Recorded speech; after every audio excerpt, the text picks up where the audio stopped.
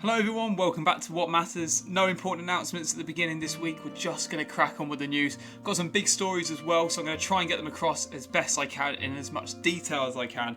And the first big one starts on Monday. So, in big and important news this week, the European Union has imposed sanctions on 4 Chinese officials over human rights abuses against Muslim Uighur minority groups, of which the population is estimated at 12 million. The Chinese government has been accused of carrying out forced sterilisations on women and separating children from their families. Information has been found on first-hand testimonies of forced labour, systematic rape, sexual assault and torture of detainees. The sanctions mark a rare escalation in diplomatic tensions between the EU and China. This story's been going on for a while, by the way. It's been unravelling over weeks, so I'm glad I finally got around to addressing it. There's some horrific sort of drone footage of looking right down on these huge, almost concentration camps.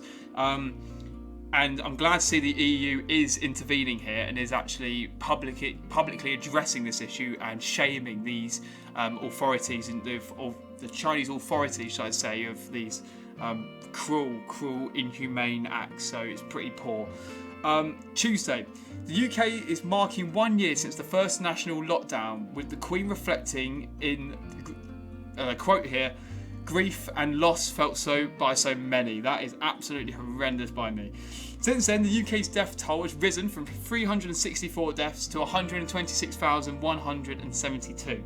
Doctors, nurses and teachers are calling for the Prime Minister to formally recognise an annual COVID Memorial Day, paying tribute to the efforts of frontline workers during the pandemic. The COVID-19 Bereavement Families for Justice campaign is calling for an urgent public inquiry into the government's handling of the pandemic. A spokesperson for the government came back and said the Prime Minister has always been clear there will be opportunities to look back, analyse and reflect. But Tuesday was dedicated to remembering all those who have died and continue to be affected by this disastrous disease.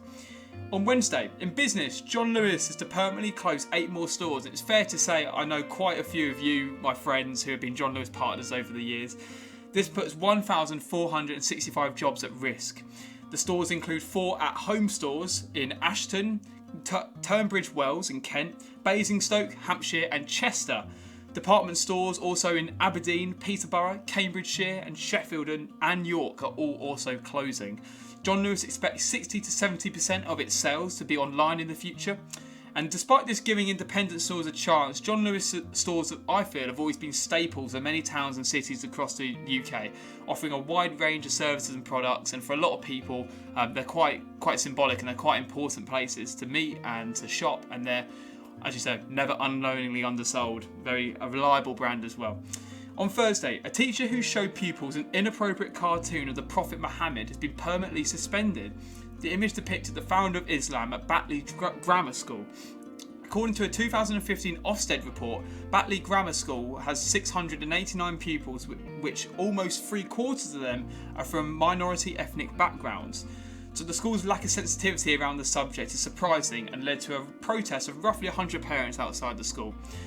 On Friday, now for a story about Bath University, which is where I'm currently studying. This story caught the attention of the BBC, and rightly so. In an open letter to the Vice-Chancellor Sue Rigby, it's been written and contributed to by the Sexual Assault Awareness Group and others, and they say that they still haven't received a suitable response for an appropriate investigation into looking at the university's existing sexual assault policy. At a vigil held by more than 200 people on Tuesday up in Commons, which is the main campus area, campaigners called for a review of the sexual harassment policy that's currently in place. Currently, allegations of sexual assault are dealt with under the university's harassment policy, which covers discrimination, bullying and unwanted sexual advances. The university is currently in talks with students before making a public statement. It's a shame I couldn't go and attend, but to all of those, my friends as well, I know many of you have contributed to the actual organisation of it, and for those of you that spoke up about your experiences at the on the auditorium on the outside arena, having a discussion with the audience, I think that's really brave, and you have my full admiration for everyone involved. On Saturday, Passover is one of the most important festivals in Judaism, and it begins today through to Sunday the 4th of April. The festival marks a celebration, freedom and family, remembering the exodus from Egypt more than 3,000 years ago. Those celebrating say it's about redemption and freedom, which has extra significance this year as we're slowly, in effect, being redeemed and allowed eased out of this national lockdown again. I focus on Judaism here, but there's a video link that also focuses on other religions and how their practices have been affected this year because of COVID.